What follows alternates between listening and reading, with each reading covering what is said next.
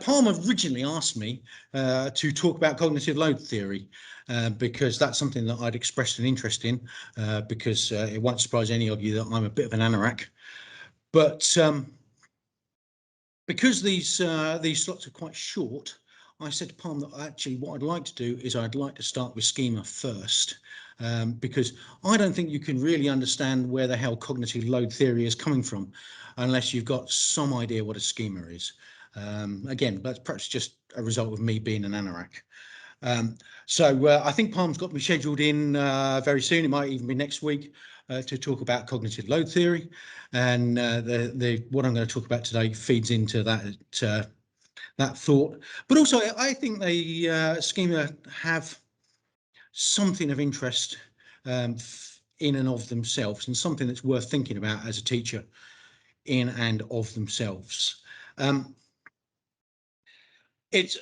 hope you can all see my presentation. I was told it was working earlier on, so hopefully it's still going. And you can probably see there that the proper plural of schema is schemata. The name was coined by Piaget, and anybody who's done any teacher training has heard of Piaget. And he was Swiss, and the Swiss are renowned for knowing 20 languages each. So I'm certain that he's perfectly correct that the plural is schemata, but I have no idea why on earth the plural would be schemata. And these days, because the internet is almost entirely American, and Americans can't be bothered with things like that, the plural is these days more often schemas. And you'll probably find that I have a habit of jumping in between the two of them. Now, Liv was asking me earlier on what the hell it is, and actually it's a very straightforward idea, and that is that the brain is organised rather the way that we organise when we actually write a mind map. That what we're doing when we create a mind map is very, very similar to the level of fundamental organisation that goes on inside the brain. Much of the thinking for this came from two people in the 1970s, from a chap called Anderson and another one called Rummelard, and those two developed schema into the ideas that we have today. And my next slide is Anderson talking about a schema, from a paper of his back in the 1970s, talking about a schema for launching a ship. Hence my silly graphic here. And so the idea here is that, as I say, bits of knowledge in your brain are connected together, that we've got little isolated islands of facts. And whilst they remain an isolated island of fact, they're no use to us. They've got to be linked somehow. As I said, just as we link them when we draw a mind map. And if we don't have those linkages, then even if we understand the words when we're in a lesson or we're doing some reading, we can't interpret what's in front of us. If we, even if we know the facts that underline the thing that we're looking at, if we've got no links between any of those facts, we're in trouble. And so Anderson's example here, when he was sort of trying to convince people of this stuff, is of what he imagined might have been in a newspaper about the launching of a ship, and how that launching of a ship might link into the way that a ship's christening schema is organised in your brain. So you can see the ideas that he's linked together there. I think what makes me smile about this example, and the reason I put this example in, is because Anderson, writing that, clearly thought that they were writing about something that everybody, for sort of in the future, looking back on their work, would understand.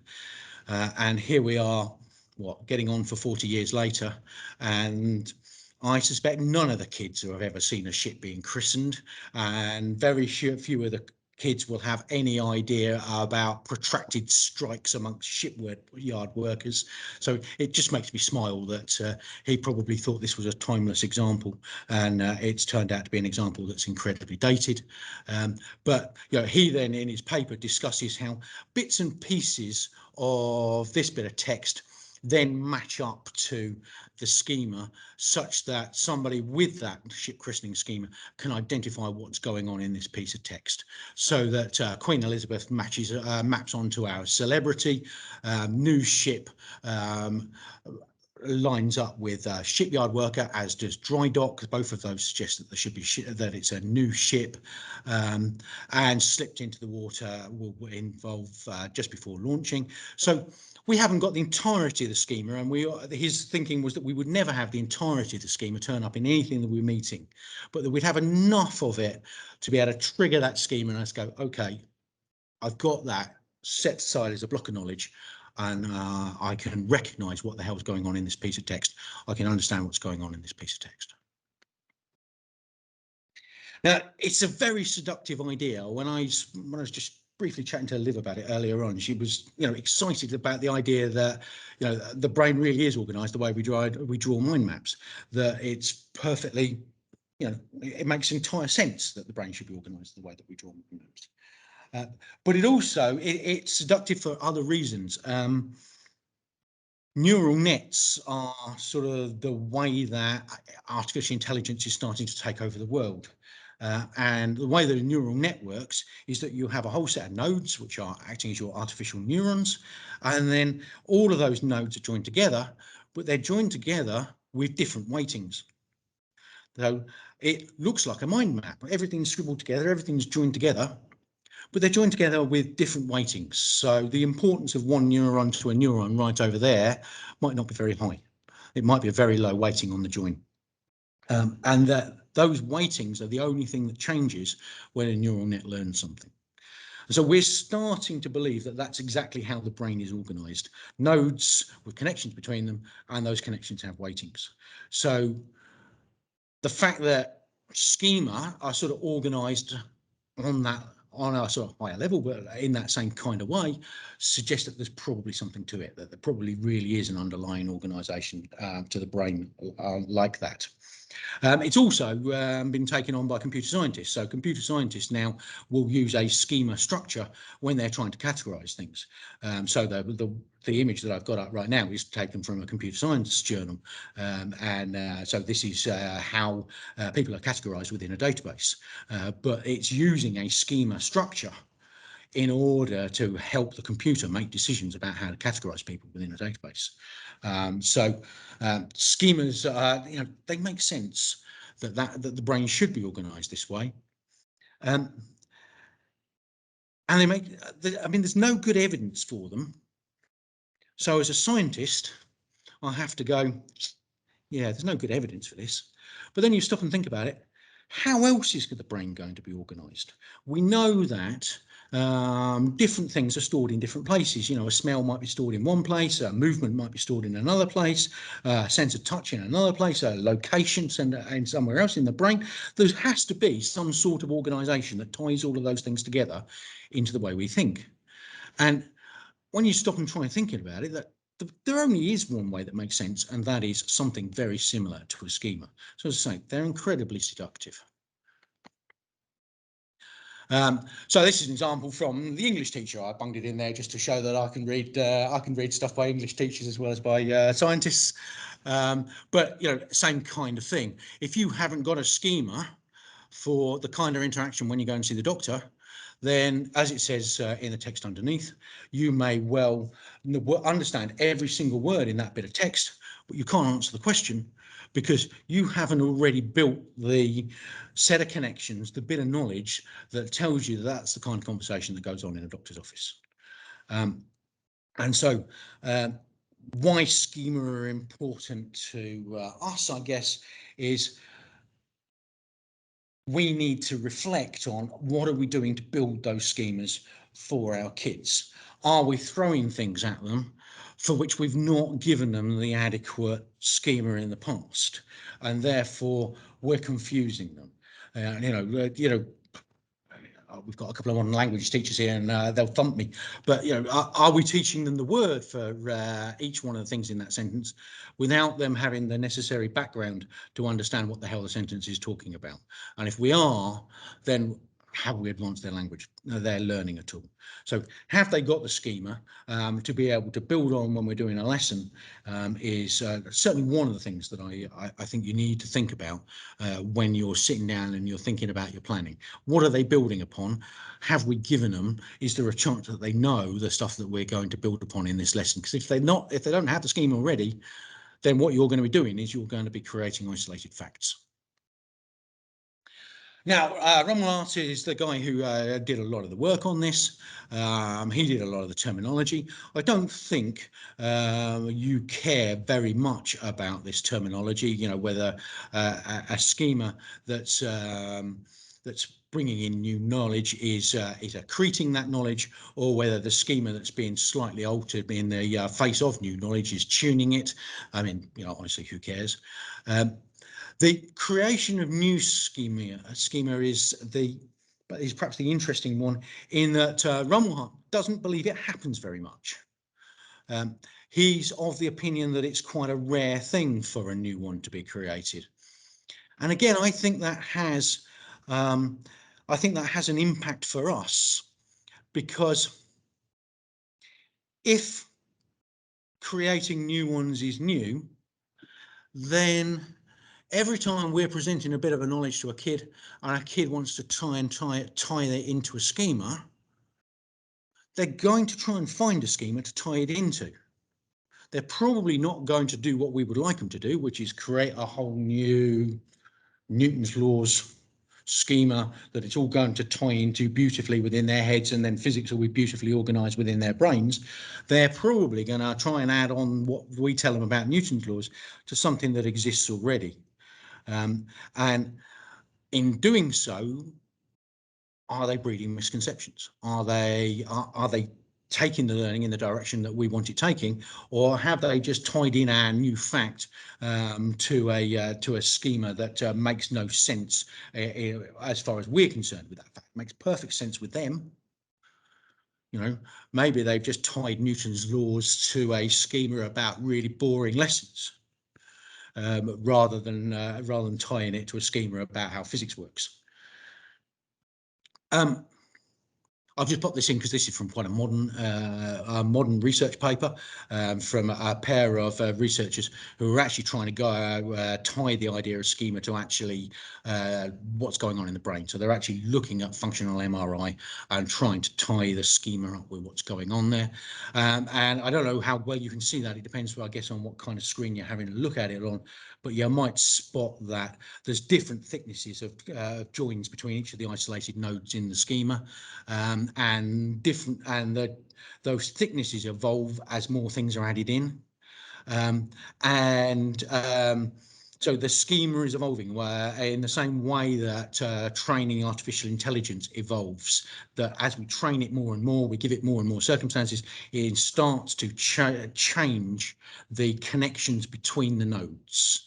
And I say it's why schema are why everybody's so convinced that they must be true, because it's exactly how we think the brain works, because it's all about the weightings on the connections between things more than it's about the things itself. So three ideas come together, they build a schema, we add in a fourth idea, and that fourth idea is tied into that schema, and that schema is then adapted a little bit to take on board that new idea. I've said this already. Rummelhart's opinion that it's very rare for them to make a new schema. So almost everything we're seeing in a lesson is probably being tied to existing schemas. And is it being tied to the right schemas? I hadn't really realised until I was talking to Tom about it that I already have a problem with this in the way that I teach physics. In that, in physics, in A level, I'm doing it at the moment, we have a thing called the double slit, which is the picture on the left-hand side in my picture there. And then we have a thing called a diffraction grating, which is the picture on the right-hand side. And the surface features of these two are almost identical. They're both about putting light through narrow gaps and getting a pattern on the other side. And so those surface features are incredibly similar. So when I present this stuff to kids, they're going to put them in the same schema. There's no way they're not. They're going to put them in the same schema, but I don't want them to put them in the same schema, because a diffraction grating actually behaving fundamentally different to a double slit. A diffraction grating is more a quantum mechanical effect, whereas a double slit is more of a classical effect. But they've got exactly the same surface characteristics. So how do I stop the kids ramming the two together in their brains, having them being part of the same schema? So when I mention diffraction grating, actually they pull up a double slit. When I say double slit, they bring up a diffraction grating. How do I, as a teacher, prevent that from happening? And one of the things we've been trying in the physics department is we've been actually physically in time separating these two things out. So we used to go straight from double slit into diffraction grating in our teaching, in our scheme of work.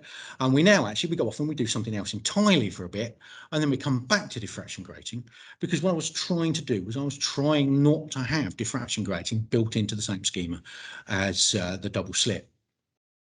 I can't say categorically that it's worked. It was worth a try, but the trouble is that the surface characteristics of these two are so similar that it's a very impressive kid who spots straight away that they're actually doing different things. And even though I've put some time and some teaching of something else in between the two examples, as soon as I pull out my diffraction grating and go, oh, I've got light going through some narrow gaps and producing a pattern, they go, we've seen that before. You pull up the double slit schema, you add the diffraction grating to it, and those two are irretrievably combined in the kids' brains from then onwards, and I then struggle to get them past their exams.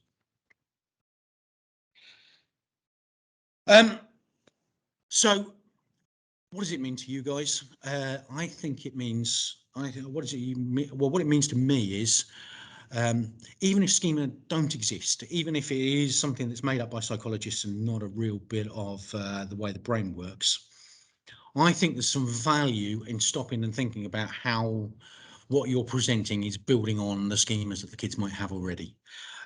You don't have to call it schema, you call it prior knowledge, and we're talking about the same thing. And you've all heard of sort of activating the prior knowledge before you do a lesson.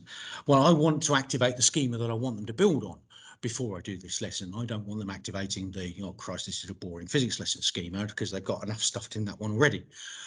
So how can we do that? And is there a way, when you're thinking about your specification, when you're thinking about laying out your scheme of work, is there a way of building your scheme of work that helps build the schemas you want? Do we need to separate out similar concepts so that they don't overlap in the scheme? Or do we want to put similar concepts together so that they do end up in the same scheme? Now, I haven't got any definite answers to that, but I think that if you're taking the trouble to think about those kinds of things when you're thinking about the order that you're teaching stuff in, and you're thinking about how what you're teaching builds up on what went before, if you're taking the trouble just to stop and think, what bit of the brain am I going to be activating when I talk about this? What could I have done to activate the bit of the brain that I actually want? I think maybe we're taking steps in the correct direction to getting kids to learn a bit better. And really all I'm saying is schema is maybe the underlying bit of theory to confirm the fact that good syllabus design and good schema work design is a really good idea. And so I say, you might choose to ignore this bit. You might think about schema as being a way, or a bit of theory that you can hang your thoughts about how to build your syllabus around. And if anybody comes up with any good ideas on how do you prevent the kids from building on incorrect schemas, then I would be delighted to hear from you, because that's the biggest problem in this kind of stuff as far as I am concerned. And that is me.